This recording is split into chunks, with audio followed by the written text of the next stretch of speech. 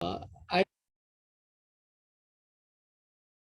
I like Bruce and Jill tradition that you just speak spontaneously, and it been working for me. Um, Earlier, when I think Lori asked something about Buddhism or how does someone identify themselves as a Buddhist, and I remember a story I once heard from a nun, and she shared a story about.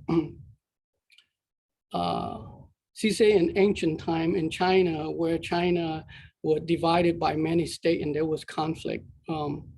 There was this general that his goal was to unite all Chinese together under one empire.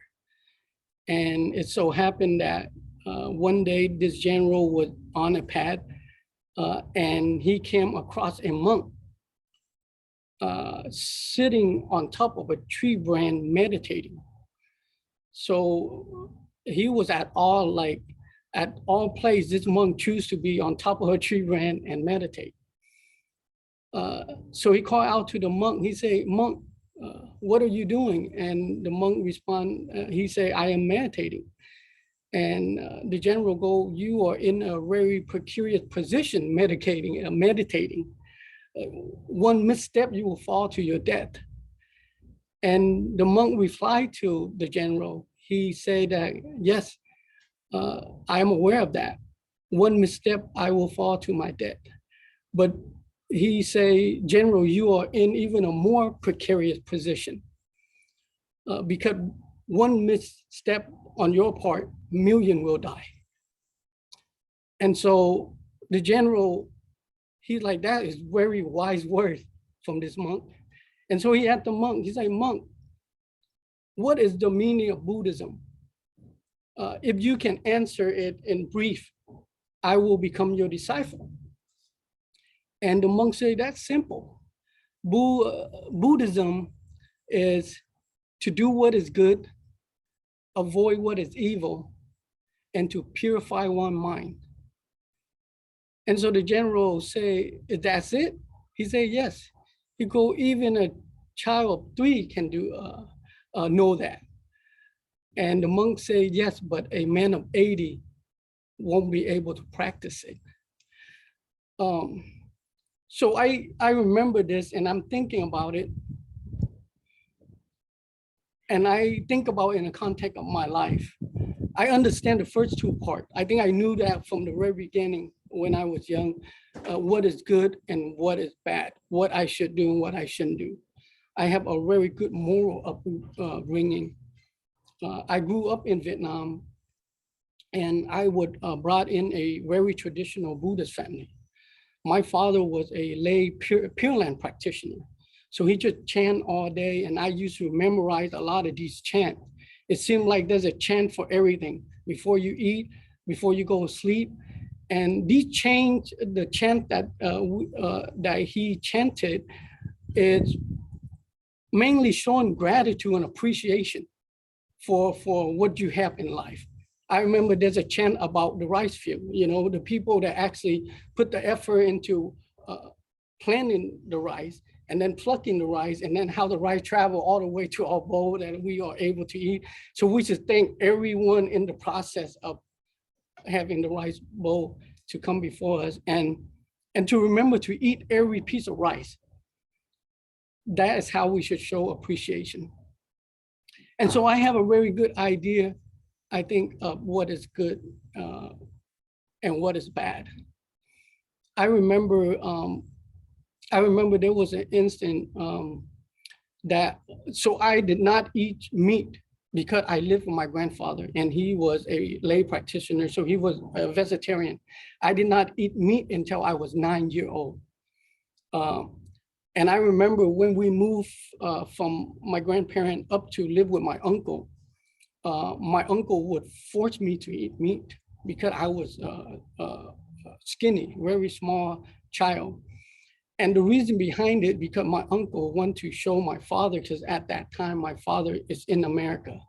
When I was born, my father had escaped from Vietnam. And so my uncle wanted to let my dad know that I'm being taken care of. He don't want to show this skinny kid that, you know, we're supposed to take care of your son, but he's skinny. But anyway, I remember I used to bury these fish and meat under under the ground and make a grave for them. I used to have this love for animal and appreciation for them. I just feel like that, you know, I feel like a steward to the animal, because I look at them as being vulnerable. I remember I have this beautiful fish. You find them in the rice field. They come with all different colors. But I used to raise these fish. So I felt like at that time I have a very tender heart. But I also noticed that I did not feel the same way towards people. When I think of experience I have, a lot of it's bad experience. I remember, you know, I used to have a lot of conflict with the kid in Vietnam as I was growing up, because I did not have a father present. And that made me feel inadequate in a sense. And so being kid, they would pick on that. And I used to remember, I hate dealing with kid. I'd rather just be by myself and play with the fish or play with, you know, lesser being. And again, you know, I was taught very good moral value. I remember one time I got into an argument with a kid. I got into a little fight with the kid, rough and tumble type of fight as a kid.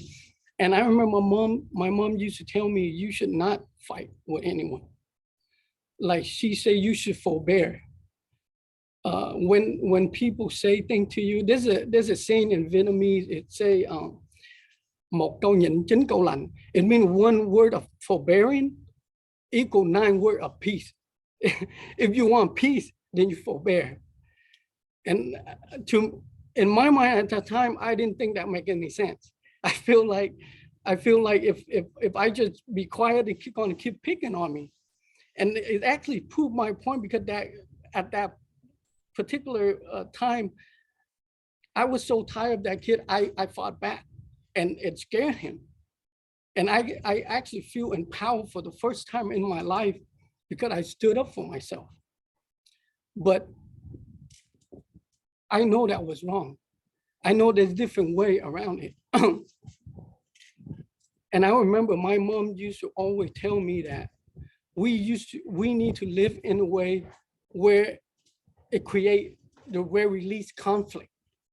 That's the only way we have peace. So if somebody accuses her of doing something wrong, or some injustice happened to her, just accept it, because it will die at that moment. The conflict will die there. So she takes the responsibility of not, perpetuating this conflict by stopping it there, and she forbear. And that word stuck with me. I don't know if I translate that really good in English, but there's a word in Vietnamese, nhẫn, mean to forbear. And so as my journey go, when I turned 9, I moved to the United States.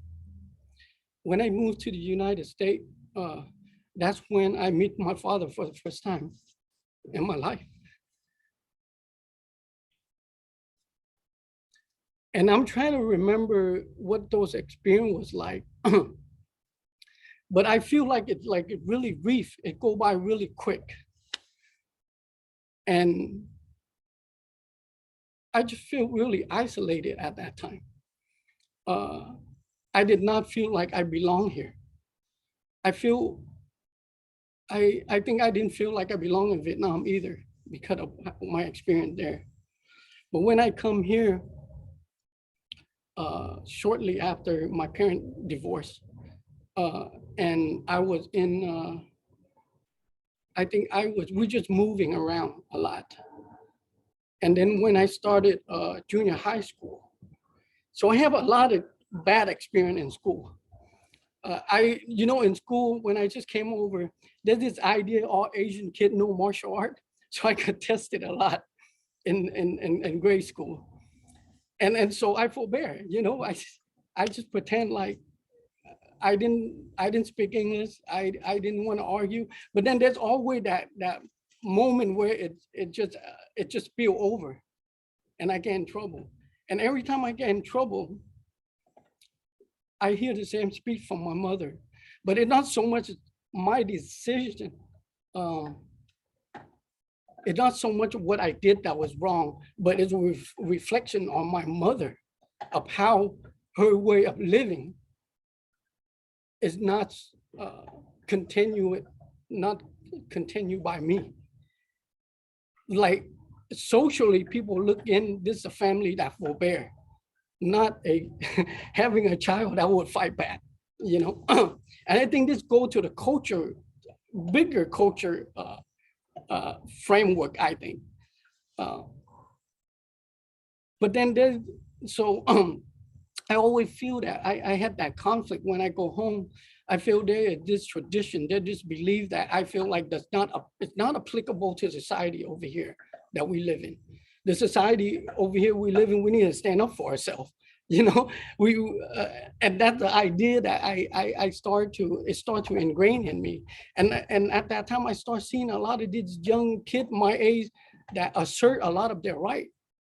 I share this very often, but Asian kid would be out of their mind to tell their parent knock on their door before they enter. That is just out of their mind. But I hear other kid, American kid, yeah, my parent asked me if they can come in to check my room. And I'm like, no, I can't say that to my dad. But so I feel this conflict. And I don't know where I stand. When I come home, there's this tradition, there's this role that I have to fulfill. And then in society, I feel like I have to have another role in order to deal with that, to match that. And I think I have a lot of insecurity issue from the beginning. And the feeling of powerlessness and inferiority, I think to some extent instilled in me through my mother, through the way we live. And then when we come to America, I feel like that is not the way you live in this society. This society, you need to advance, you need to assert yourself. And you need to be an individual. So you need to have an identity. I really have an identity crisis during that time. But then I also realized that I have lost my ability to be empathetic and compassionate toward other people. And because I was so focused on myself, I was so focused on my pain, I didn't realize I have any pain. I didn't realize I have a lot of, year later, I learned while I was in prison that, I was diagnosed with antisocial disorder. I think everybody in prison was diagnosed with antisocial disorder. And in my mind, I'm like, okay, I'm not antisocial. I talk to people, but that's not what antisocial disorder is. And I learned antisocial disorder to some extent is our inability to empathize with other people. That's why we are able to do things that is harmful to us and harmful to them, and yet we can do it. And during the time where I have gone really down the wrong path was when I was in junior high school, when I just felt like I want to fight back. I felt like I'm tired of forbearing that, if something is not right, is unjust, I have to take upon myself to take care of that. And I seen some of this happen. I seen my mother come into school and whenever I get in trouble and just cry and basically begging people in Vietnamese. And those are the moments that I really want to fight back. Because I feel like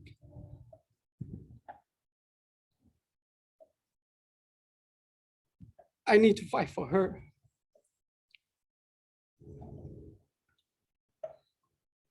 So it led me with that type of mindset. And I think with a lot of conflict within myself into adopting the gang lifestyle, into doing the thing that I felt like it gave me instant gratification. It gave me this imminent power, this sense of false self-worth or false pride. And those insecurity, I think, play a big part of it, because at a certain point, I tell myself I was not smart enough to go to school because I couldn't understand what it is they're teaching me. And that was really hard. I felt it was really hard for me to sit still and try to understand. But what really easy for me is getting into a fight.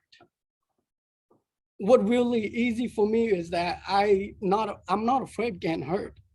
But I realize that's the easy part, but then I get reinforced by people around me that is the way to go.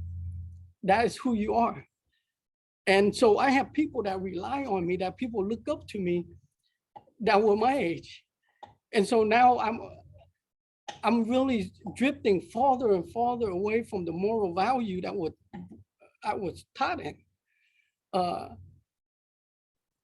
I'd sad that this may sound, I would not mind harming an animal if my friend was present and say that was cool or encourage it. Actually, I go as far to harm another human being in the gang lifestyle I was in, because I was so detached from who I am. And the more I do the wrong thing, the more I know is wrong, the more shame and guilt built on top of that, the more I do not want to look at it. I do not want to deal with that. And so I think it's a very short period of my life, but those are the period of my life that I was not really living on my own. I think every decision I make was influenced by people, influenced by my surrounding, and not very intelligent decision, because I never actually sit there and reflect on what it is that going on with me, that what is it that propelled me to do this thing. And on top of all that is drug and all this other thing that glamorize the gang life. And that led me to be involved in my crime, where I actually got arrested and sent to life without the possibility of parole. Although in my crime, I did not actually kill the victim in my case. And there's circumstances in there that I try to prevent things from happening. But if I'm honest with myself and with the mindset I have, I was just doing that for self-gratification. I was doing that because I wanted the attention. I wanted other people to acknowledge me and recognize me, because I felt like I never had that. I needed that attention. And if situation led to it, I can honestly say that I might be the person that killed, because at that time in my life, I was capable of that. So I don't know what happened from a kid that cannot kill an animal to a kid that's capable of killing a human being if the situation presents itself that way. And I have to answer that question when I was in prison. And answering that question while we were in prison, I think it's the last part that the monk talk about, is purifying my mind.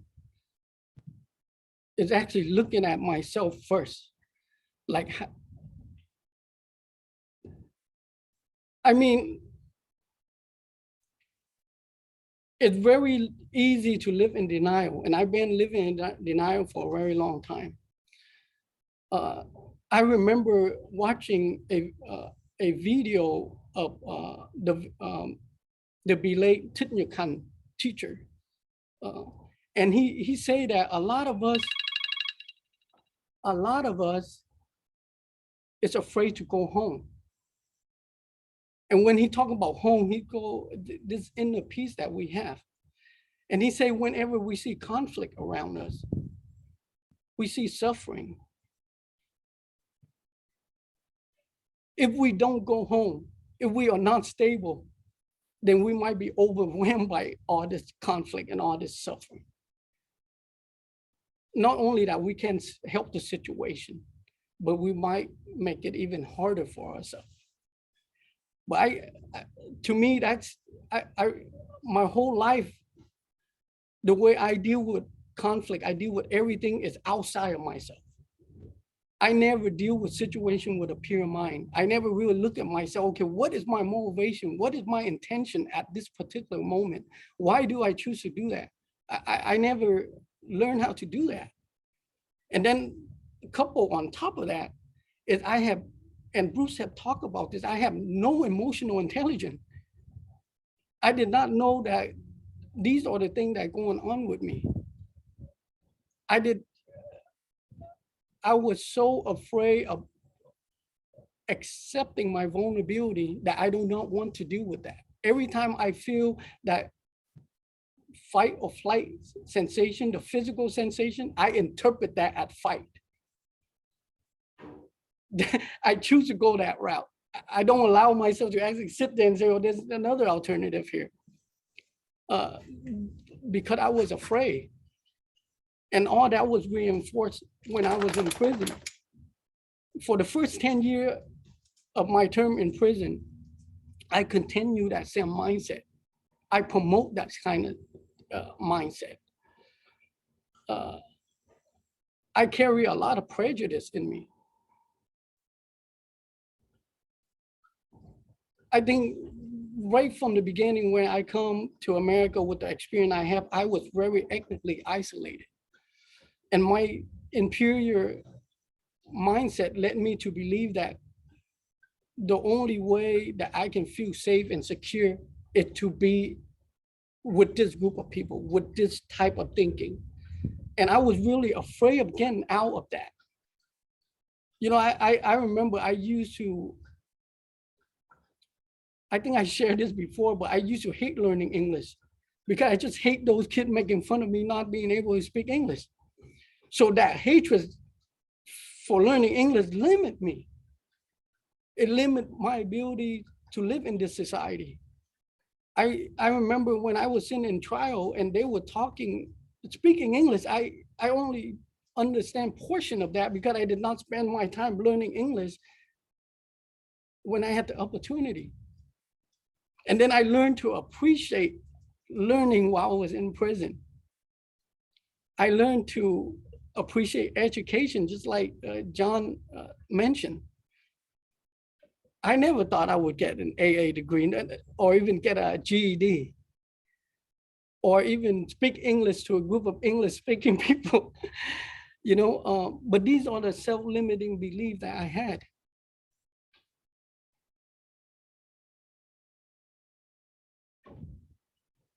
And I think it kind of go full circle for me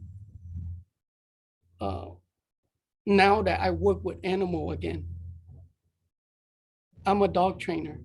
And one thing I learned about animal is they don't judge. They don't look at you in color or status or class.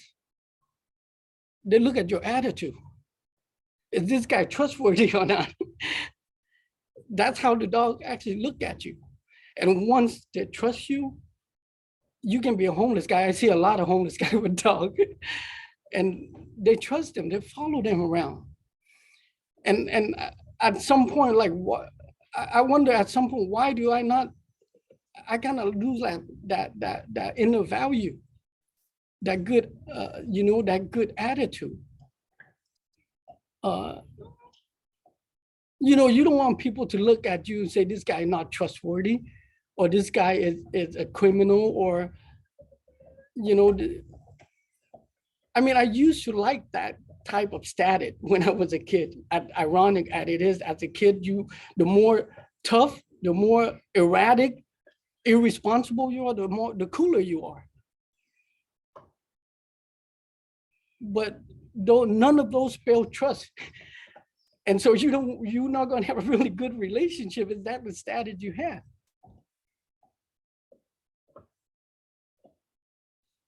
And I think the only way that you can really gain trust from people, you have to be authentic. You have to really know who you are. And then you have to show up that way all the time, even when you feel differently.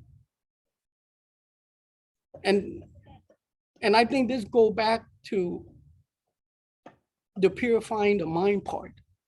Because to me, purifying the mind is that we are able to see what kind of mental state we are in at that particular moment. Not to remove, I don't think we can remove anger, but we can let it pass and actually see it for what it is.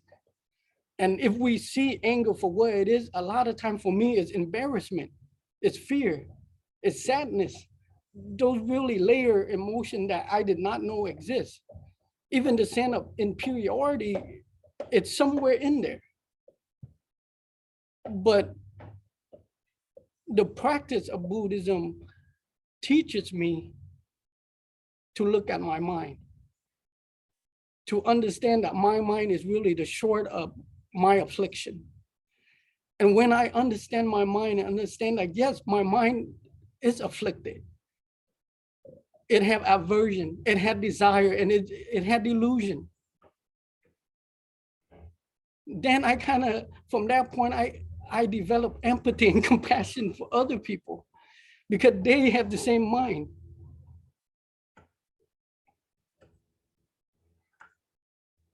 They say hurt people, I didn't realize that. I think there's a denial in us, particular me, that I never want to accept that I was hurt, that I was somehow inadequate. I was fine. I was just, all this decision that I made with intentional. It wasn't. There is root cause in it that I didn't know that exists until I actually dig it up and really understand and realize who I am. Then I can start having compassion for myself. Then I can forgive myself. I can really understand why I did that. And with that understanding, it helped me not to do it again. Better yet, it helped me to be able to explain to somebody else that on the same path that you are going that path. But I never get to that point until I start looking at my mind. And today, I'm a type of person that I have a dog and he's getting fat. I can't put him on a diet because he keeps looking at me with this sad face. I go, I can't starve this dog. That's the type of person I am. And I think it kind of goes full circle of who I was when I was young. And I think because of how I understand myself, how I know my mind can be afflicted, it's easy for me not to be angry at other people. Yes, there are times that I get caught in a moment where things does not go my way or people say things out of context, but I don't respond to that. And if I'm mindful enough, I can catch myself actually picturing me as that person doing the same thing because I have done it. Any horrible thing that I think other people do to me that I dislike, I know I'm capable of doing it. If I haven't done it already, I know I'm capable of doing it.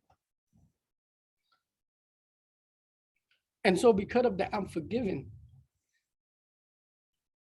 And because of that, I'm able to step out of my comfort zone myself, and I can make friends with non-Asian people. I can, I can make friends with a police officer. I start seeing people in their humanity, because I really felt at some point I have dehuman people around me to an extent where it give birth to hatred.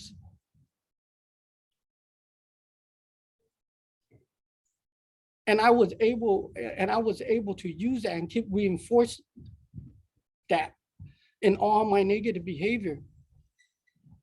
Because the reality is, if you can't even harm an animal, how can you harm a human being? And if you could, you should really sit down and think about that. Like, what's wrong with you? You know, I think there's goodness in all of us. And there's a process we all have to go through. But it all leads to the same path, is that ultimately we're gonna realize that we are all the same. I know it sounds very cliche, but that's the reality of things. You know, we're gonna live through our selfishness first and get to this point where we can be selfless. And I don't feel superior. That inferior conflict that I have, it did not go away, but I recognize the equality in me and everyone else. I know that I'm capable of doing things other people can. And people that can do things that I do today, I know they're capable of doing it. And that's the connection I have with people. And that, I think that's the,